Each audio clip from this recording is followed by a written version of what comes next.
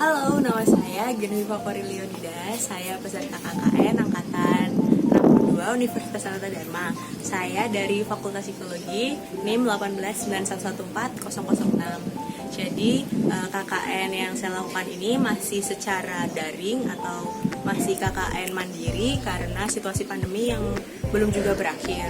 Nah, maka dari itu saya membuat 2 program di dalam KKN saya. Yang pertama yaitu melakukan penyuluhan kepada para wanita organisasi lembaga pertolongan mengenai kesehatan mental. Dan yang kedua adalah latihan pernapasan relaksasi untuk meredakan stres dan juga kecemasan. Nah, kenapa saya menggunakan mengangkat 2 program ini? Karena saya melihat bahwa di situasi pandemi saat ini orang-orang cenderung mudah untuk mengalami stres, kecemasan, dan gangguan-gangguan kesehatan mental yang lain, tapi mereka kurang memperhatikan atau kurang memahami apa itu kesehatan mental yang harus mereka jaga. Karena sebenarnya kesehatan mental dan kesehatan fisik adalah 2 hal yang harus kita jaga untuk bisa berfungsi sebagai manusia yang lebih baik, sebagai manusia yang lebih sehat gitu. Jadi berikut adalah cuplikan beberapa video dari program yang telah saya lakukan kepada 14 wanita di lembaga pertolongan ini. Dan sebelumnya saya mau mengatakan bahwa program ini dilakukan di rumah masing-masing peserta organisasi lembaga pertolongan ini. Jadi saya datang ke setiap rumah dari anggota organisasi lembaga pertolongan ini dan memberikan penyuluhan, latihan pernapasan, dan bagi mereka yang sedang sakit atau yang sedang terpapar virus COVID ini saya lakukan melalui Zoom seperti itu. Jadi berikut adalah cuplikannya. Berikut adalah 14 peserta penyuluhan mengenai kesehatan mental dan juga peserta latihan pernafasan. Sebelum memulai penyuluhan, saya meminta para wanita ini untuk mengisi lembar pretest, yaitu menuliskan kondisi mereka selama 7 hari terakhir untuk mengetahui tingkat kecemasan, tingkat stres, dan tingkat depresi para ibu-ibu ini, yang nantinya di akhir program saya akan melihat apakah penyuluhan mengenai kesehatan mental dan juga latihan pernafasan ini itu memiliki dampak bagi para ibu-ibu ini. Dan saya berharap semuanya dalam kategori normal.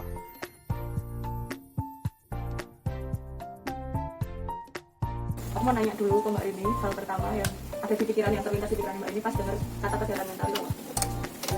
Mau meluruskan. Nah, sebenarnya sebagai manusia itu kan kita terdiri dari jiwa dan raga gitu kan istilahnya. Jadi tubuh atau fisik dan psikis.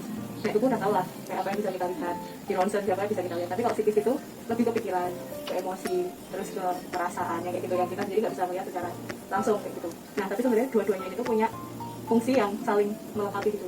Jadi kalau misalnya tubuhnya sehat, psikisnya sakit, pasti kan juga kayak istilah orang gila tubuhnya sehat tapi psikisnya sakit, atau orang depresi juga tubuhnya mungkin sehat tapi psikisnya sakit. Nah, tapi kalau psikisnya sakit, tubuhnya juga kadang bisa ikut sakit. Kayak saya ada gangguan kecemasan, stres. Lebih memperhatikan kesehatan fisik daripada kesehatan psikis kita. Kita lebih mudah untuk bilang, oh aku lagi pusing nih, akhir-akhir ini aku sering pusing, ketimbang oh, aku stres ya sekarang, aku kok merasa sedih banget ya, aku kenapa, atau kok ada sesuatu yang salah ya kayaknya sama diri aku, kayak gitu. Kita khususnya sebagai orang Indonesia kadang lebih susah untuk menyadari kalau ada sesuatu hal yang salah di dalam hidupnya gitu, di dalam kesehariannya gitu. Nah, terus sebenarnya kesehatan mental itu apa sih? Nah, kalau dari WHO sendiri itu udah dijelasin kalau kesehatan mental itu merupakan kondisi di mana kita dapat menyadari apa potensi kita, terus mampu menghadapi stres sehari-hari, mampu bekerja secara produktif dan menghasilkan kontribusi membantu kayak gitu. Nah, aku mau setelin satu video nih tentang gimana sih tanda-tandanya kalau kita itu udah caranya gitu, kayak saya. Caranya ya, cara mulai. Nah, dari sini dong, kalau orang sakit, orang dong itu di sini tuh sesek tadi ya. Nah, itu efeknya juga kan. Tak bilangnya sepertinya Diem kayak kayak. oh iya. Ya separuh-separuh sih, tapi kadang aku bisa mengeluarkan itu, tapi enggak. Misalnya aku hanya sama seseorang, tapi aku nggak ngeluarin ke orangnya itu gitu loh. Jadi aku mending ya nulis tadi, biasanya kan kayak nulis diary gitu kan. Nah, enggak, aku nulis. Dari sumber yang terpercaya. Misalkan, kalau kamu masalah cemasnya karena COVID ini, kamu berarti harus mencari jurnal kesehatan yang terpercaya. Dan jangan termakan hoax-hoax yang nggak benar dari... Ini itu caranya. 4 detik kita tarik nafas yang dalam, terus 7 detik kita tahan, dan 8 detik kita keluarin lewat mulut. Jadi kita tarik nafas dari hidung, terus kita fokus ke hitungan kita, terus kita keluarin lewat mulut. Oke, mau coba dipraktekin sekarang? Mungkin bisa hitung dalam hati ya. Siap? Nanti aku yang hitung ya. 1, 2, 3. Mulainya dari hidung. Tak hitung ya? Mulai tak hitung ya? 1, 2, 3. Tarik nafas. 1, 2, 3, 4. Tahan. 2, 3, 4, 5, 6, 7. Keluarin. 2, 3, 4, 5, 6, 7, 8. Tarik. Nah, jadi setelah saya melakukan penyuluhan dan memberikan teknik latihan pernafasan 478 kepada para ibu ini, saya mengundang mereka untuk melakukan teknik pernafasan ini secara mandiri setiap hari selama 7 hari.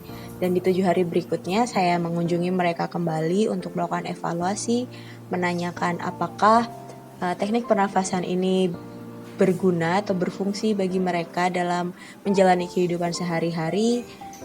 Dan saya juga memberikan post-test untuk melihat apakah ada pengurangan kecemasan, stres, dan depresi yang mereka alami selama 7 hari ke belakang. Dan saya juga terus mengundang mereka untuk melakukan teknik pernafasan ini ketika mereka membutuhkan itu di sepanjang kehidupan mereka.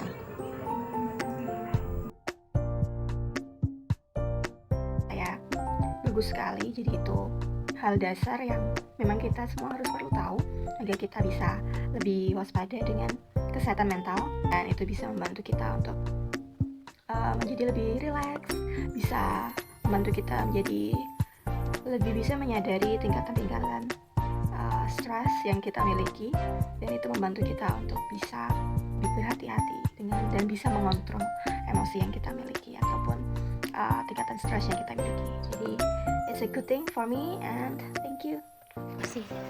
Namun setelah belajar mengenai kesehatan mental, saya lebih sadar akan pentingnya kesehatan mental. Dahulu saya hanya berpikir untuk menjaga kesehatan fisik agar saya tidak mudah sakit dan pekerjaan rumah dapat berjalan dengan lancar. Dan sekarang setelah menjadi ibu, saya akan berusaha menjaga kesehatan mental saya agar selalu sehat, sehingga anak saya juga memiliki mental yang sehat. Tapi dengan apa yang saya pelajari dari Mbak Kori, saya lebih bisa mengatur, saya lebih bisa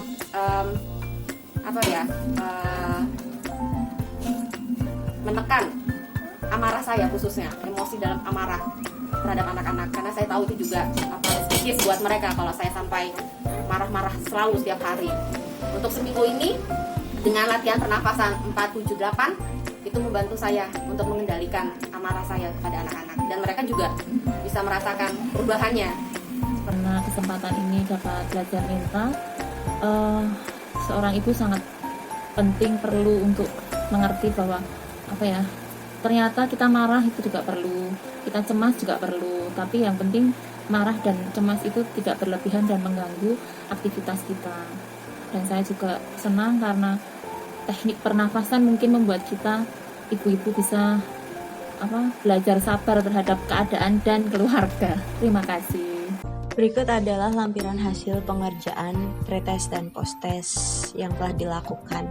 Kesimpulannya, sebagian besar dari para ibu lembaga pertolongan ini pada tingkat kecemasan dan stres serta depresi sebagian besar mengalami penurunan dan masuk dalam kategori normal. Oke, jadi tadi merupakan cuplikan video program yang telah terlaksana selama 2 minggu di KKN saya.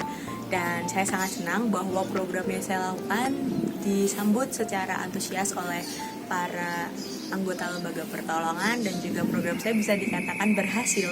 Jadi sekian dari saya, terima kasih.